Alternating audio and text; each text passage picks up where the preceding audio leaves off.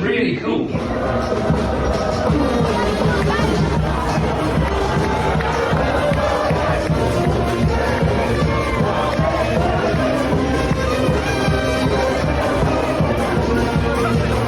Bonjour, hello, and welcome to the Rosbifs Rugby podcast, your one-stop shop for all things French rugby, the top 14 Pro de National, Champions and Challenge Cups, the French national team Les Bleus, and most importantly of all the brilliant towns, cities, bars, restaurants, and everything in between that makes the French game so special.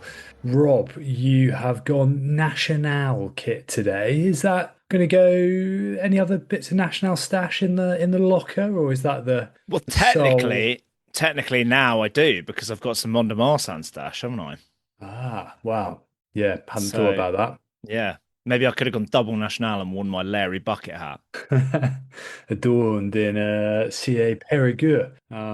Yeah, lovely place to watch a bit of rugby. But how are you? Yeah, I'm right. That I'm wearing a Perrigo t-shirt partly because it was in on top, but partly because Perrigo was a starting town in one of the stages this weekend for the Tour de France, and that will be a loosely themed Tour de France quiz coming up later in the show. It's easier than the last time we did one. I've made Okay, it more rugby focused. It's more rugby okay. trivia with some tenuous links to places on the Tour de France route. All right.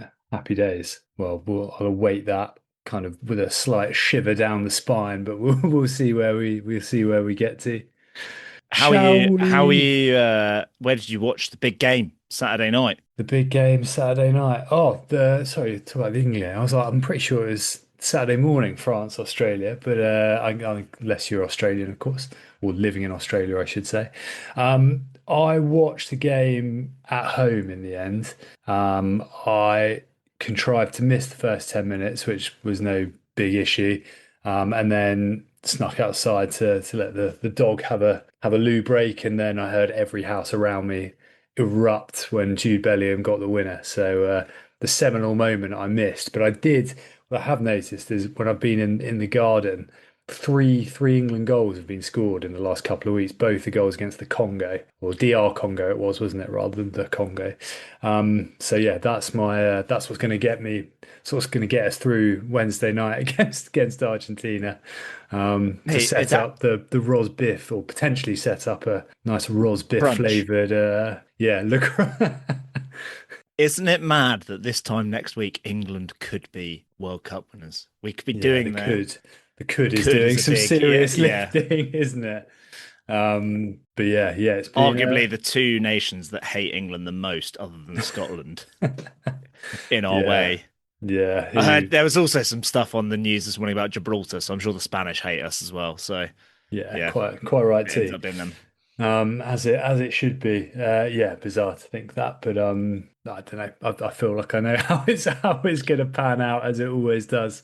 As an English football fan, as I'm sure lots of people listening to this podcast are. Shall we dive straight into France's, well, quite certainly an entertaining again affair down in Brisbane. It always looks fantastic. That stadium always looks really cool. Even if they've played about 1 million games of rugby on it in the past Yeah, week. They played yeah. because they had State of Origin 3 on the Wednesday evening.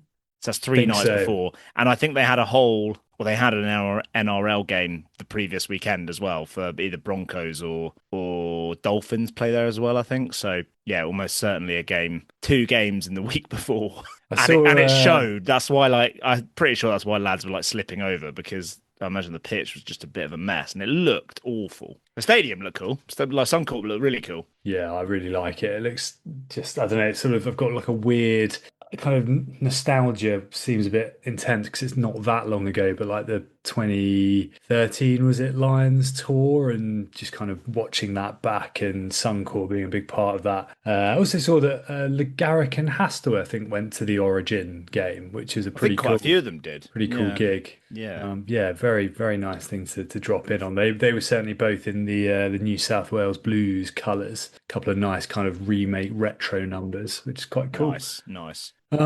But yeah, it was a lot of fun. It was 42-26. Really should have noted that down. Yeah, impressive in many ways. Still a few question marks. What's your reading on it? Uh, Very entertaining, but I think France need to, just headline news or kind of high level summary. France going to need to show some more steel at some point if they're going to want to win anything outside of the Six Nations. And someone said, well, they never, they don't really care about the summer tours. I'm not talking about summer tours. I'm talking about this Nations Championship. If they, they could be in the finals come end of November, and also the World Cup in Australia next year. Like if they're going to win a World Cup, they need to show a little bit more steel in defence and a little bit more steel through the middle up front in defence as well. Like kind of the general physical stuff of scrum, maul defence, round the fringes is a little bit I think you said it looked a bit easy. Like it looked a bit easy for Australia in that first half where they were kind of running riot. Yeah, I thought there were just a couple of occasions where it seemed to be like the first thing they tried. I mean, like there was a really good maul, wasn't there? And a lot of credit has to go to them for the way they set that Short up. line out, wasn't it? But it wasn't, and it's such a high bar to hold aside to. But yeah, you kind of compare it to England, South Africa last week, where England I think eventually got over the line, but did have this. Well, no, it's when Jamie George kind of eventually picked the ball up, having been attached to the ruck, and they conceded the penalty. But it was this really concerted period of pressure of like big carries, and there was just such a level of desperation and aggression, and it just didn't feel quite like that. And I know that's comparing two individual examples, but it just yeah, it seemed just a little bit straightforward. I know they obviously missed, but there are certainly points of that which coincided with Mayafu being off the pitch, which is, your your biggest, most physical player is always going to leave a little bit of a hole. But yeah, it just felt a little bit too straightforward at points for Australia in that first half, as well as they did play. I think that kind of betrays a dependency, perhaps, on Miafu. The Oh fact yeah, that they wilted, that they looked so easy to make yards against up front as soon as Miafu was off. I think that's a worry. But there yeah, were I plenty of think it's positives. We started negatively, but then the yeah. first half, they were sloppy in the first half. They were sloppy in the first half, and they weren't particularly good in defence in the first half. And then the second half, they were excellent. Yeah, played some lovely stuff. Managed to get, there was so much talk, and it was a huge amount of fun to watch about the sort of Jalibert Entermac access with Jalibert at 15. And I think they really struggled to get him in the game in the first half. There were a couple of little patches, weren't there? But he really, really kind of gave it a crack and sung through. There, yeah, just a little bit more abrasive. There was the kind of magic, wasn't there? The little moments and yes, I thought Entermac looked certainly in the second half. I thought he was. I feel like maybe after the game, the impact of both Jalimack and Entermac was fractionally overplayed. I think they both had really good moments. I don't think it was like a total masterclass in this sort of 10-15 new axis, but you've got two players of that undoubted quality on the pitch, and they made some really lovely game breaking moments. I think the thing that I think it worked, I though. I think Like, it did work. Yeah, I think it really I'd worked. say it worked, and it was fun to watch. But yeah, sorry, carry on. No, I was going to say, I think for me, arguably the most positive thing from a French perspective was I think there were guys there who, overall, in spite of a slightly iffy first half, had some of their best performances for France, certainly recently. I thought, yeah, man, I thought Teo Atasogbe was absolutely phenomenal. I know he was very good last week, but perhaps the tests he'd started since coming in for Penno, he'd been solid rather than spectacular, and I thought he was absolutely magnificent on Yeah, Saturday.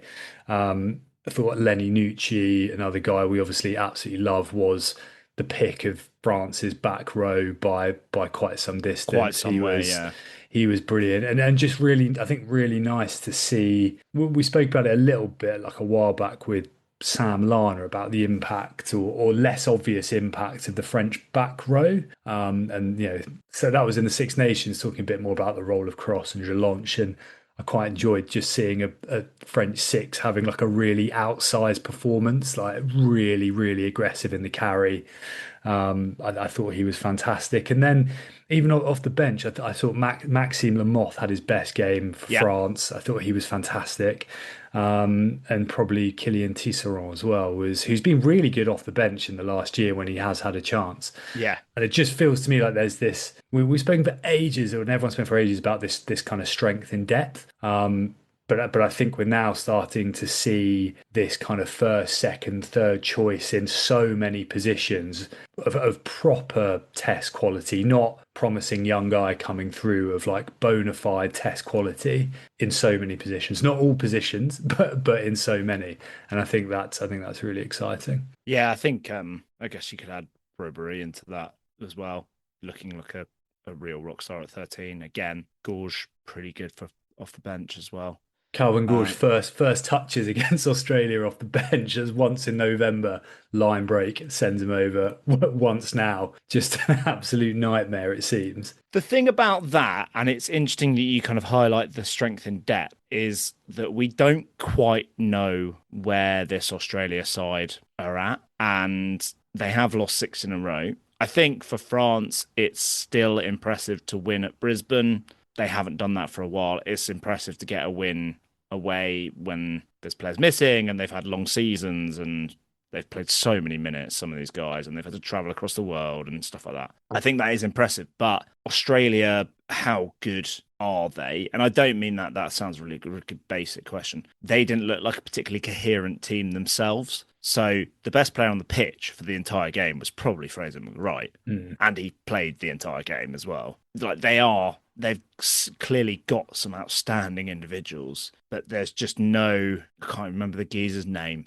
The guy that played Meredith, fly half, was large. It was Garbisi-esque, like largely anonymous, sometimes counterproductive. And Lonergan was all right at scrum half, and Tate McDermott was decent when he came on, but there was no kind of coherent plan really. And Australia are a team that don't have loads of depth or known depth in test rugby. And so I think when France have got all these battle hardened players to come off the bench, that kind of told. And it was, they won it in third gear in the end. They won it fairly comfortably in that second half when they clicked into gear. But how much did Australia have left in the tank? That's kind of my question. Yeah, And we're not going to learn any more this weekend against Japan. It would have been nice if I said it last week, like it'd have been really cool if that second test had been against New Zealand and we'd seen Miafu, Malvaka, Nucci. The Haag I thought was really good as well. yeah, really impressive. These guys the stronger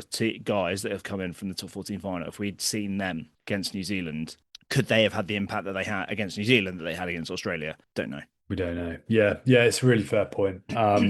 I think the thing that where it's still kind of they sit a little bit in the positive is you wouldn't necessarily, albeit okay, maybe against a slightly tiring Australia team, you wouldn't necessarily have said 6-9 months ago it would, like Staniforth, Tisserand, Lamotte, Yeah. like that. Yeah, they made a big difference. There are definitely still questions there. Like we know there are possibly a few little front row struggles, but the other thing as well is that you mentioned that there wasn't a huge amount of structure. The game completely fell apart towards the end of the second half, and if there's ever a side not to do that against, it was France, right? Like they can France with feed off Ensmack and Jalabert scraps. on the pitch. It was a lot of fun, but it did sort of resemble a bit of a like sevens kickabout at various points. It was almost like the France team were having a competition of who could do the most outrageous offload. Certainly the first half, like there was this period of couple of goes down the right where Yeah, it just that like knock-ons would get. There was one where knock-ons get really early on where a knock-on is given. I'm like, that's not a knock-on. It's gone back. yeah, Come on, let it go. I also think the try that gets chalked off from Athsogbe, which is it's so marginal and it's such a brilliantly worked try. I don't think it was marginal at all. I think it was unbelievably clearly back out of Jalibert's hands. Like I think the spider cam view is what does it, but it's backwards out of the hands, and it's like Carl Dixon, he's former player who knows the game so well. It's like he's standing in front of him, therefore it must be a forward pass. It's like no, mate, that's not. Yeah, That's not how physics works. But also, you've played this game. Come on. yeah, yeah. It was a shame, as you say, because it was so nicely that kind of little. Well, there've been a couple of those, haven't there? Little Jalabert, Atasogbe 1-2s down the right Yeah. against New Zealand as well. I think Um, there was a point. There's sometimes a point in games where it's around the 50-minute mark, and you just think Jalabert is going to do some outrageous things in this second half. Like he's cooking. He's absolutely cooking, and he's gonna win them the game. And there was an element of that in this game. Like when it started to really break up, you could just see there's almost like a steel in his eyes, and he's just kind of he kind of becomes yeah, possessed, and he'll just charge through and do whatever the hell he wants, which is part of what makes him such a joy to watch. And then you've kind of got the vintage, like the try from Ntamack is vintage Ntamack. Like it's, he's been fairly kind of controlled and calm throughout, and then he spots his chance and just poor old James glides. Slipper, Yeah, like what is 153rd cap or yeah, something, like something mad like that. chasing a fresh Roman Entomac round corners is like, oh, poor fella. Yeah, it was classy, wasn't it? We Um, haven't mentioned, unbelievably, South London's finest. Don't know if you know, but the winger for France on debut, Aaron Grandidier Unkalanga. Don't know if you know, but he was born in South London, kind of Bromley sort of area. Don't know if you knew that. Also, did you know that he was an Olympic sevens winner and he played in the seventh Paris Olympics with Antoine Dupont? news to me. Yeah, yeah. Um, And while we're at it, Thibaut Flamand played fly half for Loughborough fifth 15. yeah, So yeah, he there you was go. Some he fun was really facts for good. you. He was great. He was really Aaron good, yeah. Grandidier, yeah, he His high ball work is like what I is think because yes, that's just not what you expect from a sevens player, and it shows how much he is in because he wasn't good at that when he first came to Po. There was a lot of chinks in his game. Like he obviously had the pace, had great feet, but he looked a little bit like didn't quite know what he was doing. He would get out of position a bit. He would kind of go down blind alleys, ball in hand. Those like it shows how good a learner he is. Like the chat is yeah, that he is good at basically anything he turns his hand to. And the development, having seen him in the early days at Po, knowing that there was this kind of English born guy that's won sevens Olympics, Olympic gold in sevens, the eye is drawn to him. And he was not great. Like he was an average top 14 winger. well, he was kind of like he wasn't necessarily first choice, right? He was in Yeah, the like Challenge Cup Challenge Cup games, teams. and Yeah, yeah, he was really impressive. I the think as improvement well. in his all-round game has been phenomenal. Like at genuinely fair play to the bloke. He has turned himself around into a international quality winger. Like that is like what a guy. Yeah, he what haircut as well. The Slim Shady is so good.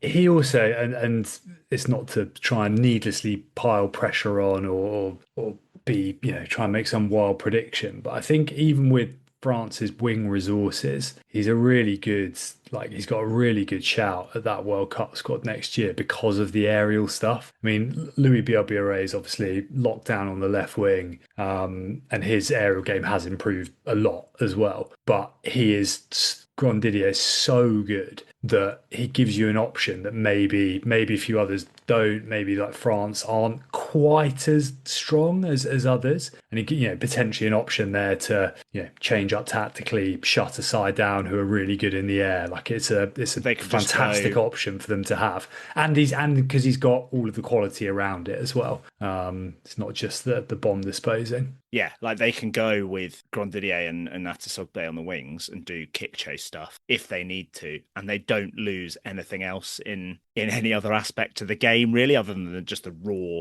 LBB X factor and raw Peno X factor. But if they want to go down the kicking route, they Not the can just pick chimney. those guys. Yeah. Yeah. The France play South Africa in the autumn, didn't Yes, they they? do. Do It's a you? Friday night, I On my think. birthday. Have I I got that think right? I think it is. I think Yeah. it's the first game. Yeah, snag yourself some birthday tickets. Yeah. Anything else to say? Or they've been very entertaining, both games. Nice way to start the weekend. Yeah, yeah. Who knows what is going to happen in this Japan game? That could be an absolute thriller as well. Do you think they'll change it up? So we don't know what we've learned, really. We've learned that Miafu is amazing. We've learned that Moafana actually Has been has returned to fabulous. form in the last few months. after an iffy or patchy Six Nations. Do you think they will change it up? Do you think we're going to get game time for Deporter? Do you think they could go Gorge and Deporter? They could go, I think we'll probably see Jalimack again, won't we? Yeah, yeah, I would have thought so. I don't know if they'll go full kind of wholesale a bit more against Japan, maybe like Legarek starting, Grau off the bench, maybe. Maybe. In the Like interests of Rumat's been brought out. Is he going to go? Is he going to yeah, play? Caddo potentially. I don't know. I don't know if I'm more likely to see somebody like a Caddo than I know he's still young in his international career, but I don't think they're learning. I think they know what Deporter can do. Maybe not. Maybe they see him as having slipped down the pecking order. I think he's incredible player. So I wonder if they go that way. Could go Guy. They've got Guy on there as well. Gaiton, yeah, Caddo and Gaiton, something like that. Yeah, it'd be interesting to see because we're I also think what they've starting worked to. out is like that with centre combo Mofana and Brobery looks excellent. I think they Yeah, both look it's like it works as a combo. They know Deporter and Mofana works as a combo. They know Brobery and Gaiton works as a combo. Do they try and work out another? Do they go Mofana and Gaiton? Do they go Brobery and Deporter and put? But I would like to see them put Deporter at Brobery at 12, just to because that I think yeah, he is still better there. Like his yards after yeah, contact are what makes him so good, more than like an outside break like a Deporter or Gaiton. So yeah, in yeah. the pack, I wonder if Tatafu will start. Are we going to get Tatafu versus Tatafu? Ooh, I don't know Don't know if if Tavita Tatafu don't has know if been he's been playing for playing. Japan. Yeah, Yeah. I'm not sure. Oh, Not imagine sure if we what had the his. international version of the same bloke scoring for different teams that we had a few seasons ago. Yeah, Moses Alou and Meal, I imagine will get another run. Yeah, I don't know whether they go Orada and Staniforth or I thought Verhaag was really good. I think they'll probably give him another game. yeah, I would have thought so. I Poor was old Hugo impressed. Orada continually just shunted down the pecking order somehow. And then he only got 9 minutes at the Yeah, end yet again, didn't another he? 9 Which minute was an odd, appearance. yeah, it's an odd one. Yeah, Verhaag was very good, and he is. I mean, he's obviously a very big, tall guy anyway. But there were, it was the blue or the headband. He looked Looks about. so tall. He looked like what's his name, Wemby, the basketball player. He's just so rangy. Yeah, yeah, very impressive. Um, I think they'll give Gazzotti another go, but I think he needs to make a fist of it, unless they go Matthew. I don't think Gazzotti, like, I think when you see Nucci have a game like that, you're kind of like, that is the sort of game that Gazzotti should have been having as well. And Gazzotti's work rate has been fantastic, but he hasn't quite had the dynamic impact and physicality that Nucci had in that game. I thought Nucci was outstanding. I think he was amazing. And his engine as well. It's not just his getting over the gain line and yards after contact, but he's absolutely persistent. everywhere as well. Yeah, he's fantastic. Felt like a bit of coming of age is perhaps a little bit unfair, but like it was quite a big statement performance because it was right from the get-go. It was the whole Yeah. match, and it was when they at points when they were struggling, he was their standout I forward. would like. It's a shame. I mean, Japan will be a test, right? But it's a shame there's not a bigger game. Shame it's not an Argentina or another go at New Zealand or Australia, because I would like to see them go with what I think could be an option in the back row going forward, which would be Nucci at 6, Jago at 7, Giard at 8. Hmm. I'd quite like to see them try that. Amazing little full circle as well. It was the that all conquering Yes, yeah, under 20s side, 3 years on from I think winning the World Cup, the same starting back row, start a full game for France is quite a testament to their quality, given how young they still are. Very, yeah. very cool. Cool. Talking of Speaking under of which, 20s, yeah. perfect, too Look at easy. that, Richard. We'll gloss over the fact that we said that Fiji were going to beat England. We said that Fiji had the best back three in world rugby. Oh my God, it We'll was gloss over terrible. anything that we said nice about Fiji because that was underwhelming. And Don't we know will go what the straight. don't know what the I one didn't. up from Kiss of Death is, but it was like, I yeah. had to apologise to a WhatsApp group I was in. To be like, I know nothing about rugby. I'm so sorry. Um, but France, Les Bluettes, are they the Les Bluettes or is that the women? No, they are I Les don't, Bluettes. They are the I Bluettes. genuinely have no idea. Or the Bluet. So the Bluet would be the women's under 20. Bluet. They beat the Baby Blacks this afternoon. We're recording this Monday evening, 26-22, I think. Yep. I've seen the first half of this. It was 14-12 at half time, thanks to some Some good goal kicking from Luca Kelatuana. France's 2 tries in the first half were maul tries from lineouts.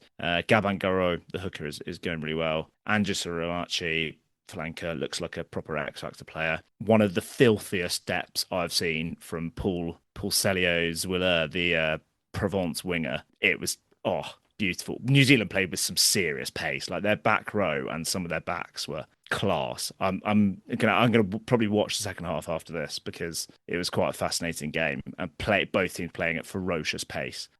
Melvin Rattez, the Perpignan winger, so another winger that we've seen look really good. And Rassal, I can't remember his first name, but inside centre from Bayonne, defended pretty nicely. Like looked pretty up for it. Very nice. But yeah, that was kind of my summary. They play the Baby Box because they've all got a little moniker, haven't they? They play the Baby Box. I think it's on Sunday, is it? Yeah, the only bit of under Saturday at 5:30 p.m. The only bit I've seen from today, I must admit, is the the England South Africa game. One of the England players getting himself probably a 6-month ban for headbutting a South African lad on the floor. The irony after similar. Ben Jason Dixon against Scotland, the yellow that should have been red. But I'm not bitter. I didn't see that. Another brave Scottish performance. I was a bit, that kind of threw me out a bit. The body clock didn't know what to do. A brave Scottish performance in the height of summer. That was amazing, that game actually, wasn't it? Some incredible rugby. Yeah. But it was very similar to the infamous from years back, the Bakkies Burter on Jimmy Cowan, sort of on the deck, little flying nudge. Not quite the what's the word I'm looking for? The exuberance and the flair of the Yannick Tarrant headbutt. It was far more underhand and grubby than absolutely mental. A bit more like Moafana against Scotland, not Moafana, Malvaca against Scotland. Yes, Six Nations. Very similar. It's all fun and games, isn't it? Right. Speaking of which, you've got sort of a special edition of the Petit-Fours. You've got a quiz, I believe, coming up in just a moment.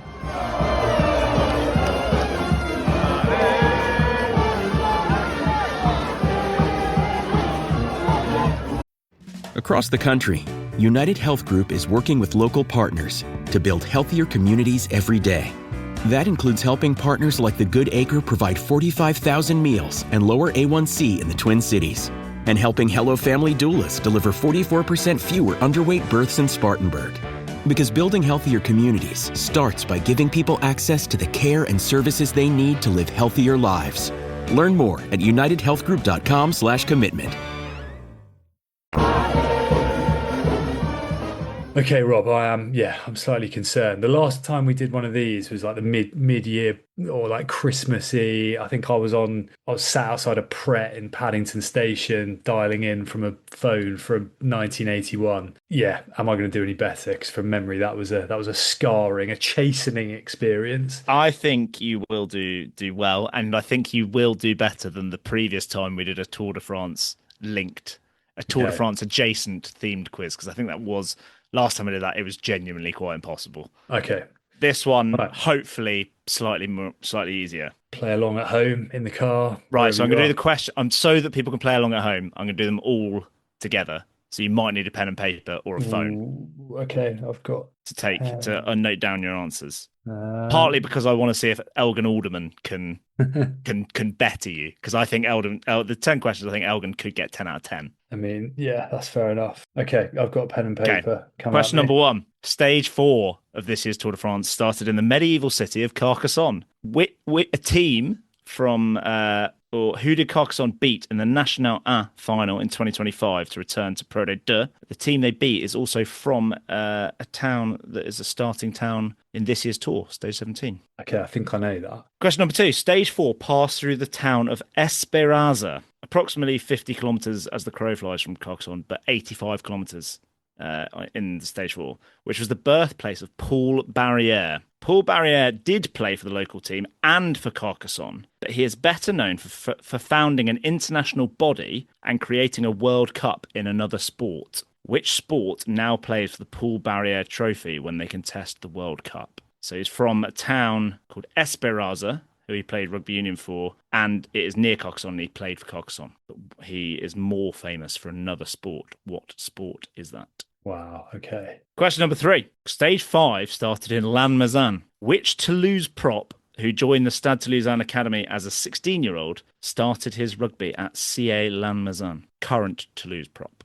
Would you like the year that he joined the Toulouse Academy? That would be good, yeah. He joined the Toulouse Academy in 2009. Okay, I think I'm going to keep my answer. Okay. Question number 4. Stage 5 also you might have seen this on social media. Stage 5 also passed through the town of Castelnau-Magnoac, which has shot to fame as the birthplace of which current France international? I think you've got that one. Yeah. I think I saw that quite recently. Yeah, it would have been last week. Okay. Because we're only at stage 9 or 10.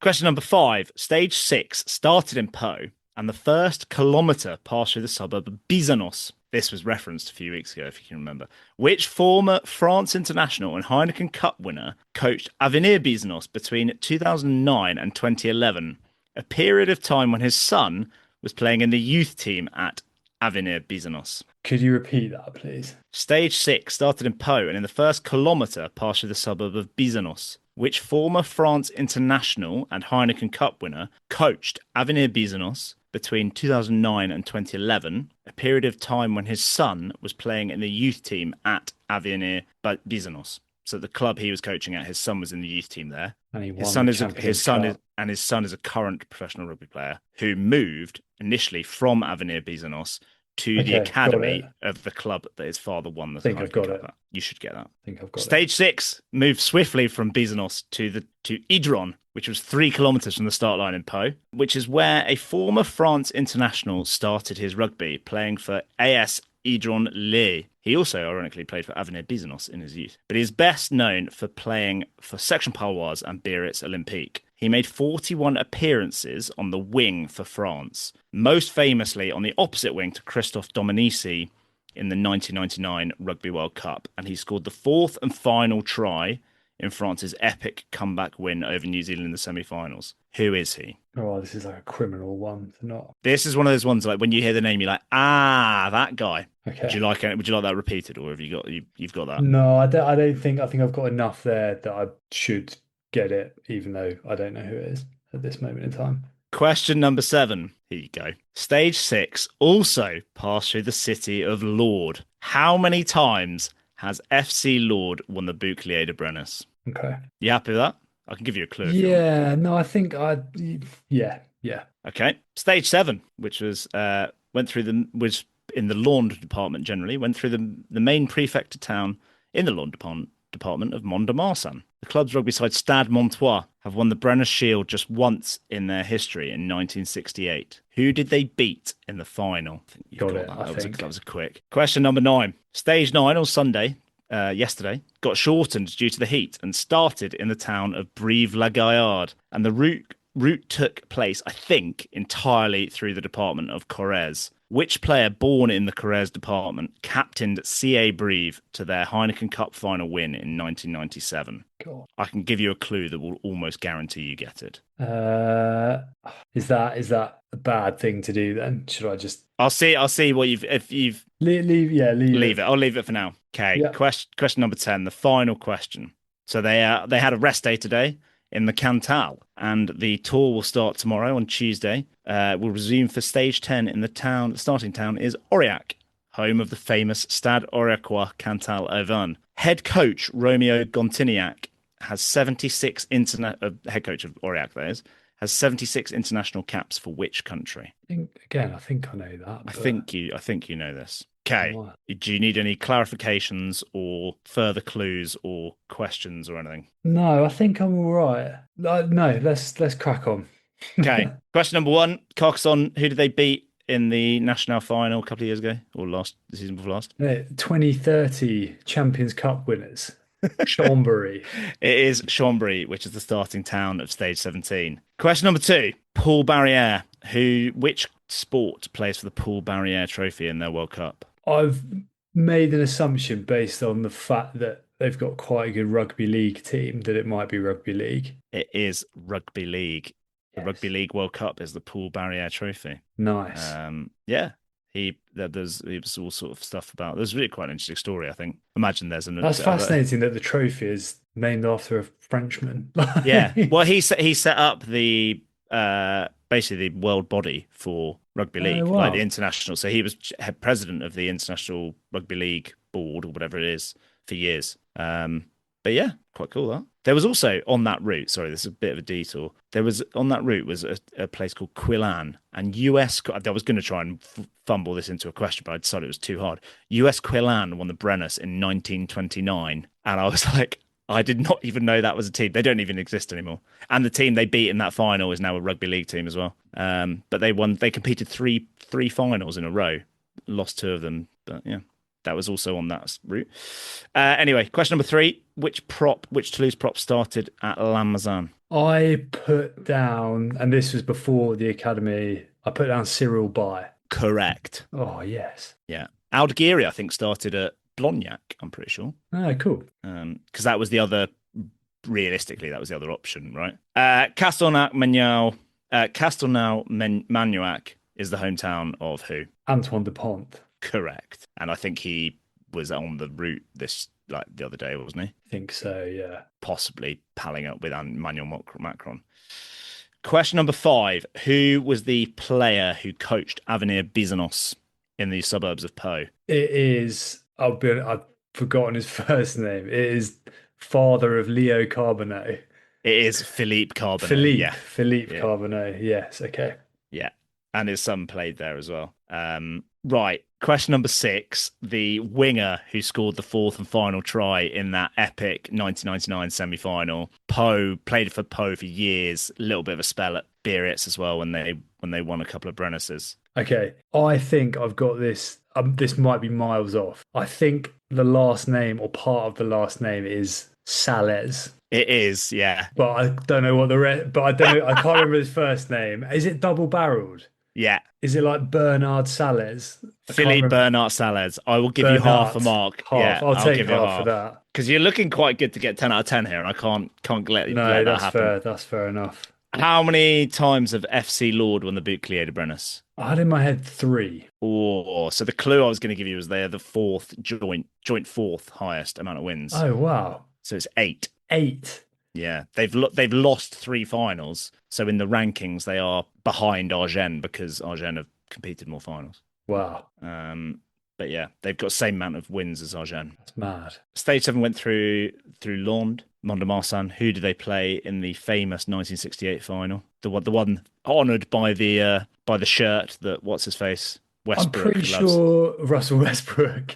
I think Charlie Matthews mentioned it. I think they beat their rivals Dax. They did beat US Dax. Dax have lost 5 finals for the Brennus, and obviously the most painful is that one. The one time that Mont-de-Marsan or Stade Montois won it was against US Dax. Which player from the Corrèze and born very near Brive-la-Gaillarde captained CA Brive to their Heineken Cup final win in 1997? Is there another dad theme here? Was it Alain Penot? It was Alain Penot. The clue I was going to give you is that his son was born in Brive-la-Gaillarde. He did well here. He only dropped 1.5. Yeah. Final question. Romeo Gontignac, the Aurillac head coach, is a 76-time international for who? Well, I think doesn't his son play for Romania? So gone for Romania. Correct. And his son was born in Aurillac.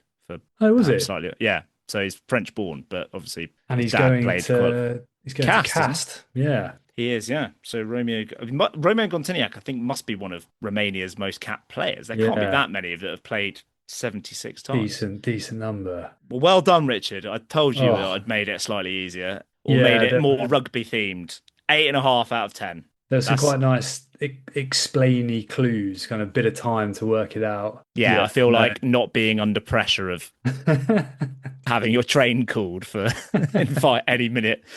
Probably help with that. Lord, that has done me. I would have gone down if you'd given me 2 more guesses. I would have gone 2 and 1. 8. Maybe I could have gone how many times have US Quillan or Quillan won the Brennus. That would have had you forever. Yeah, very good. Yeah, there's if you want another run, that's the first 10 stages of the Tour de France done. There's another 11 left.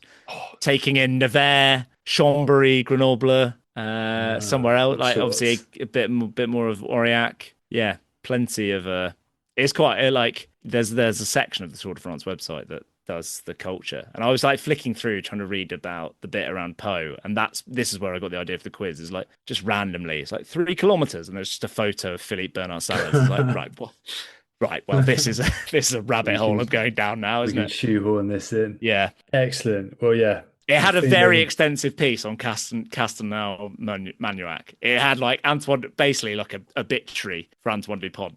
yeah, nice. Very good.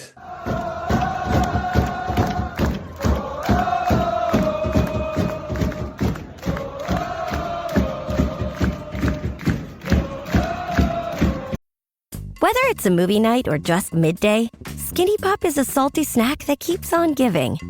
Made with just 3 simple ingredients for an irresistibly delicious taste and a large serving size that lasts. Deliciously popped, perfectly salted. Skinny Pop, popular for a reason. Shop Skinny Pop now. Enjoyed it. Thank you, Rob. I've not got too much by the way of Petit-Fours. One thing I will say though, because it's been a big week for fixture announcements.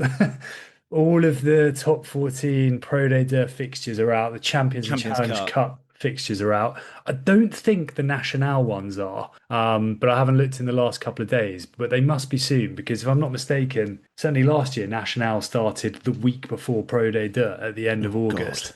So it's all sneaking up on us. But yeah, there's plenty of scrabbling around, looking at what permutations of visits and trips we could potentially look at, which is always a fun pastime through the fallow summer months. We will be trying to piece together some sort of coherent thing or something. Get in touch. If you've got any questions, get in touch. Get in touch. I'm not sure. I never know what people want from us when fixtures get announced. I never know. That's because obviously we're the authority on anything to do with rugby fixtures in France. Dodgy Ryanair flights. There is no way that anyone works something out for themselves. But if anyone would like any advice from us, rightly or wrongly, let us know what you would like to see from us on these. Quite often people are like, I think our most asked question is like, which I want to go to somewhere in France. Where should I go? And generally, and then as a bolt-on sentence, I'm thinking of going to Bayonne.